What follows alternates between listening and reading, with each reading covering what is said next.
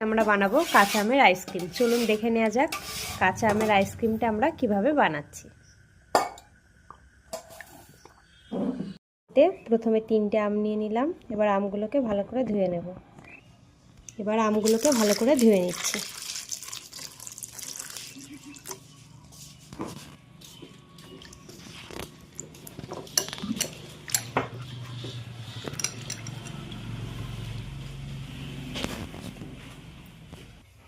আমগুলোকে এবার সিদ্ধ করে নিতে হবে। কাঁচা আম খুব তাড়াতাড়ি সিদ্ধ হয়ে যায়, এর জন্য বেশি কষ্ট করা লাগবে না। আমাদের আমগুলো সিদ্ধ হয়ে গেছে, জলের কালারটাও গ্রিন চলে এসছে। আপনারা দেখলেই বুঝতে পারবেন যে সিদ্ধ হয়ে গেছে। খুব তাড়াতাড়ি হয়ে গেল, বেশি সময় লাগলো না। আমগুলোকে এক এক করে তুলে নিচ্ছি, ঠান্ডা করতে দেব।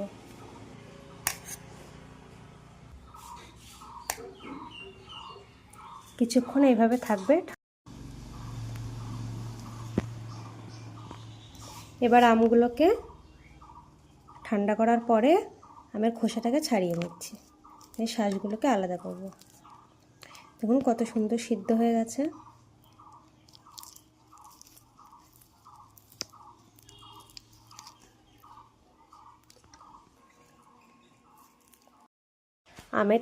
আমের শাঁসগুলোকে আলাদা করা হয়ে গেছে। দেখুন কত সফট হয়েছে। এত সুন্দরভাবেই কিন্তু শাঁসগুলোকে আলাদা করতে হবে। গোটা গোটা থাকলে কিন্তু একদমই হবে না। এই যে দেখে নিন। যে জারে আমরা জুস করি আমের পিউরিটা, সেই জারে দিয়ে দেব।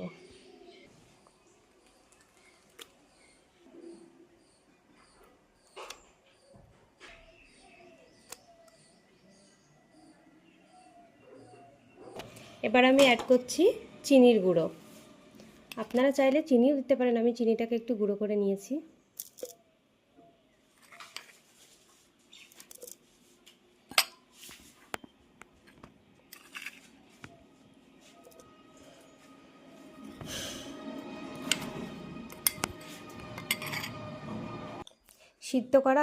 আম সিদ্ধ করার সময় যে জলটা ছিল সেই জলটা এখানে অ্যাড করছি।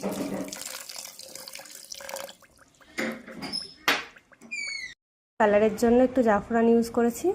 এবার এটা ব্লেন্ড করব।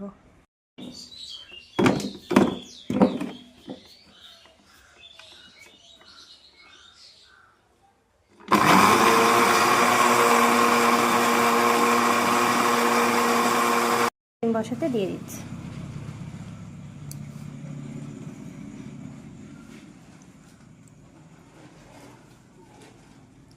আপনারা এইভাবে কাঁচা আমের আইসক্রিম খেয়ে দেখবেন, গরমে খুব সুস্বাদু লাগবে।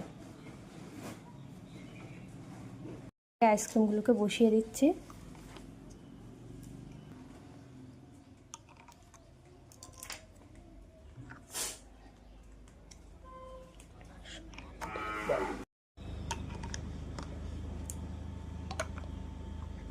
এই যে এবার এটাকে ফ্রিজে দিয়ে দেব 8 ঘন্টার জন্য। চলুন 8 ঘন্টা পর ফিরে আসছি। 8 ঘন্টা পরে আমরা ফ্রিজ থেকে আইসক্রিমটা বার করে নিয়েছি। চলুন এবার বার করা যাক। একটু জল নিয়েছি, জলের ওপর এটা বসিয়ে দিচ্ছি, তাহলে আইসক্রিমটা ভালোভাবে উঠে আসবে। 1 মিনিট এইভাবে রেখে দেবো। এবার আইসক্রিমটা তুলে দেখব কেমন হয়েছে। সুন্দর হয়েছে, তুলছি। এই যে ডিজাইনটা দেখুন, কত সুন্দর হয়েছে। ডিজাইনটা দেখুন।